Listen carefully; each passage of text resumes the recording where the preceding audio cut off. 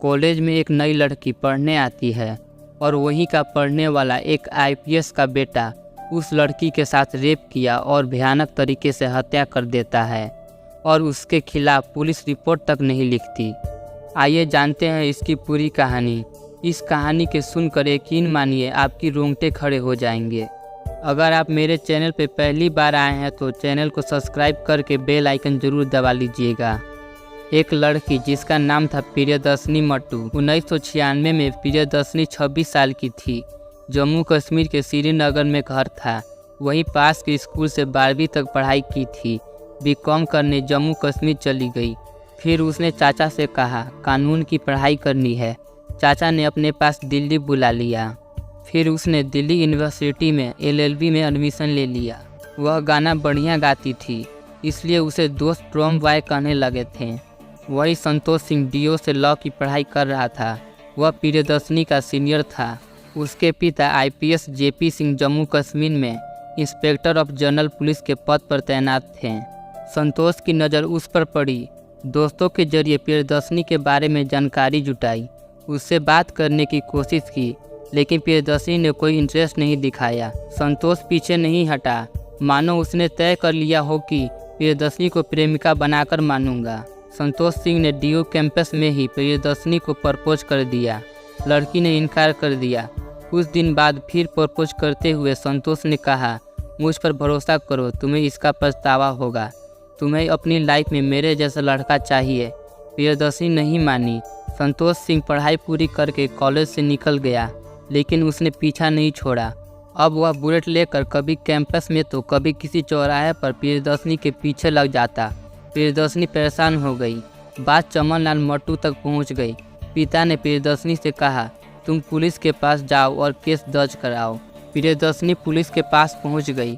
IPS JP Singh के बेटे से मामला जुड़ा होने के कारण पहले तो पुलिस ने आनाकानी की, लेकिन दबाव बढ़ा तो मामला दर्ज किया।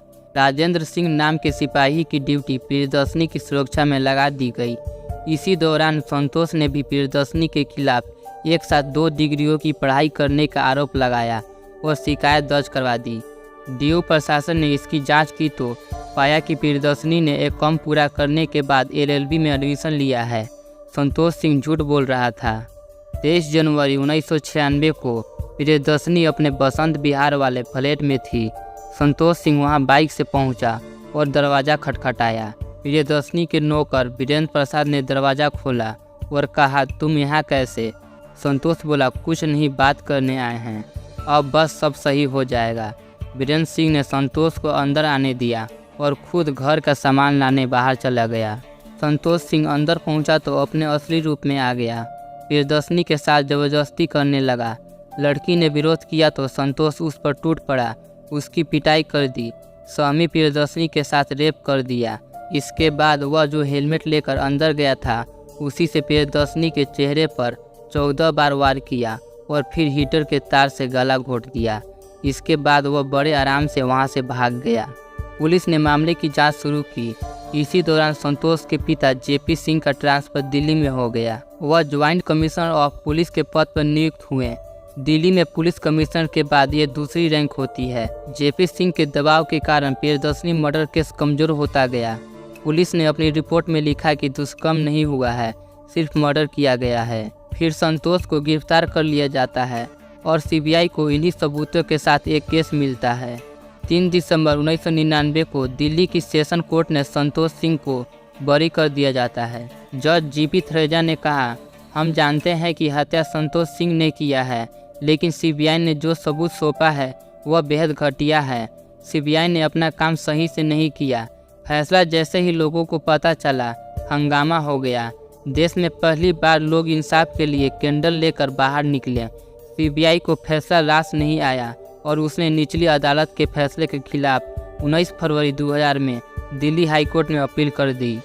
1999 में कोर्ट से बरी होने के बाद संतोष सिंह धूमधाम से शादी कर ली। वकील बनकर दिल्ली कोर्ट में जाने लगा। वहीं दूसरी तरफ दिल्ली हाई कोर्ट में मामला पहुंचा जरूर था, लेकिन कोई सुनवाई नहीं हो रही थी। 6 साल बीत गए, एक बार भी मामले पर सुनवाई नहीं हुई। संतोष के पिता रिटायर हो गए और दूसरी तरफ जेसिका लाल मर्डर केस में फैसला आया। इन दोनों कारणों से प्रियदर्शनी मामले को फाइल खोल दी गई। 6 साल तक जिस प्रियदर्शनी मामले पर एक बार भी सुनवाई नहीं हुई थी, उस पर सितंबर 2006 से हर दिन सुनवाई होने लगी। कोर्ट ने दोनों पक्षों को दलीलें सुनता, सीबीआई के पेश किए गए सबूत देखता। 42 दिन बाद 17 अक्टूबर 2006 को कोर्ट ने संतोष को प्रियदर्शनी के साथ रेप और हत्या का दोषी पाया। 30 अक्टूबर 2006 को दिल्ली हाईकोर्ट ने प्रियदर्शनी की हत्या को रेयरेस्ट ऑफ द रेयर बताते हुए संतोष सिंह को फांसी की सजा सुनाई। इस फैसले के बाद प्रियदर्शनी के पिता की आंखों से आंसू निकल आए। संतोष सिंह ने 19 फरवरी 2007 को दिल्ली हाईकोर्ट के फैसले को चुनौती देते हुए सुप्रीम कोर्ट में याचिका दायर कर दी। सुनवाई शुरू हुई तो संतोष के वकील ने फिर से डीएनए रिपोर्ट पर सवाल उठा दिए। इसके बाद वकील ने निचली अदालत के फैसले को आगे कर दिया। संतोष की बेटी का भी हवाला दिया गया। नतीजा ये रहा कि सुप्रीम कोर्ट ने अक्टूबर 2010 में फांसी के फैसले को उम्र कैद में बदल दिया। दुनिया में आज भी कई ऐसी जगह है जो रहस्यों से भरी पड़ी है। इन जगहों पर कई अनसुलझे सवाल हैं। इन सवालों को जवाब वैज्ञानिक अभी तक नहीं दे पाई है। इसके साथ ही दुनिया में कई ऐसी जगह हैं जिनके बारे में जानकर वैज्ञानिक भी हैरान है। इन रहस्यों के बारे में जानकर लोग यकीन नहीं कर पाते हैं। लोग सोचते हैं कि आखिर ऐसा कैसे हो सकता है। अब इसी कड़ी में हम आपको एक ऐसी जगह के बारे में बताएंगे जिसके बारे में जानकर आप यकीन नहीं कर पाएंगे। दुनिया के रहस्यमयी जगहों में से मेक्सिको का एक गांव भी शामिल है।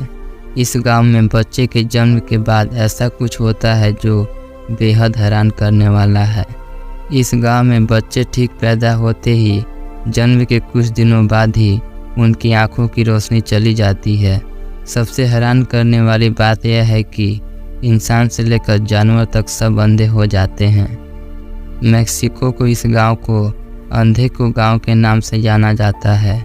इस अजीबोगरीब वजह से यह गांव पूरी दुनिया में मशहूर है। इस तरह का दुनिया में एक पहला गांव है। यह सुनकर आपको यकीन नहीं हो रहा होगा, लेकिन बिल्कुल सच है। मेक्सिको में रहस्यमय टिल्पोपक गांव में जेपोटेक जनजाति रहती है। जब यहाँ पर बच्चे पैदा होती है तो उनकी आंखें बिल्कुल ठीक होती है, लेकिन बीतते वक्त के साथ ही उनकी आंखों की रोशनी चली जाती है। ऐसा सिर्फ इंसानों के साथ ही नहीं होता, बल्कि जानवरों के साथ भी होता है। इस गांव में रहने वाले जनजाति के लोग अंधा होने की वजह एक पेड़ को मानते हैं। उनका कहना है कि लाजुला नाम का एक पेड़ है, जिसे देखने के बाद इंसान से लेकर पशु पक्षी तक सभी अंधे हो जाते हैं। इस गांव में सालों से यह पेड़ मौजूद है। लोगों को कहना है कि इस पेड़ को देखने के बाद अंधे हो जाते हैं। हालांकि कई लोगों को मानना है कि यह सिर्फ अंधविश्वास है। एक्सपर्ट का मानना है कि यह गांव जहां स्थित है वहां पर जहरीली मक्खियां पाई जाती है। इन मक्खियों को काटने से लोग अंधे हो जाते हैं। जानकारी मिलने के बाद मेक्सिको की सरकार ने गांव वालों को मदद करने की कोशिश की, लेकिन सरकार को भी कोई सफलता नहीं मिल पाई है। सरकार ने इस जनजाति को दूसरे जगह भी बसाने की कोशिश की, लेकिन दूसरे जगह की जलवायु उनके अनुकूल नहीं होती थी। अब उन लोगों को मजबूरी में उनके हाल पर छोड़ दिया गया। अगर आप भी ये सब बातों में रुचि लेते हैं तो हमारी वीडियो को लाइक और चैनल को सब्सक्राइब जरूर कीजिएगा।